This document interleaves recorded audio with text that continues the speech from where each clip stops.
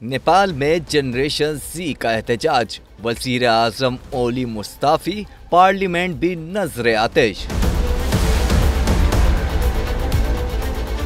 नेपाल सियासी बहरान की लपेट में, वज़ीर आज़म KP शर्मा ओली ने इस्तीफा दे दिया। इससे कबल 3 वज़रा भी एहतजाजी दबाव के बायस ओहदों से मुस्ताफ़ी हो चुके थे। हुकूमत पर बदगुमानी के इल्जामात और हलाकत खेज एहतजाज के बाद हालात काबू से बाहर निकल गए। सिक्योरिटी फोर्सेस और मुजाहिदीन के दरमियान झड़पों में अब तक कम अज कम 19 अफराद जान बहक हो चुके हैं। सूरत हाल उस वक्त शिद्दत इख्तियार कर गई जब मुश्तइल हुजूम ने दारुल हुकूमत में कर्फ्यू को चैलेंज करते हुए पार्लियामेंट की इमारत पर धावा बोला और उसे आग लगा दी। इससे पहले हुकूमती पार्टी नेपाली कांग्रेस के दफ्तर और मुतादिद अहम सियासतदानों के घरों पर भी हमले किए गए। इंसानी हुकूक की तंजीमों ने फोर्सेस के हाथों ताकत के गैर कानूनी इस्तेमाल पर शदीद तशवीश का इजहार किया है। नेपाल इस वक्त एक खतरनाक मोड़ पर खड़ा है जहां अवामी गुस्सा, सियासी बहरान और खून रेजी ने मुल्क के मुस्तकबिल को दांव पर लगा दिया।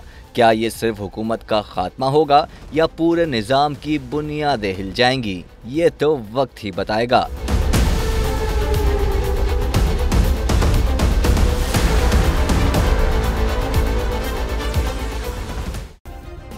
सब्सक्राइब करें और बेल दबाएं ताकि कोई खबर रह न जाए।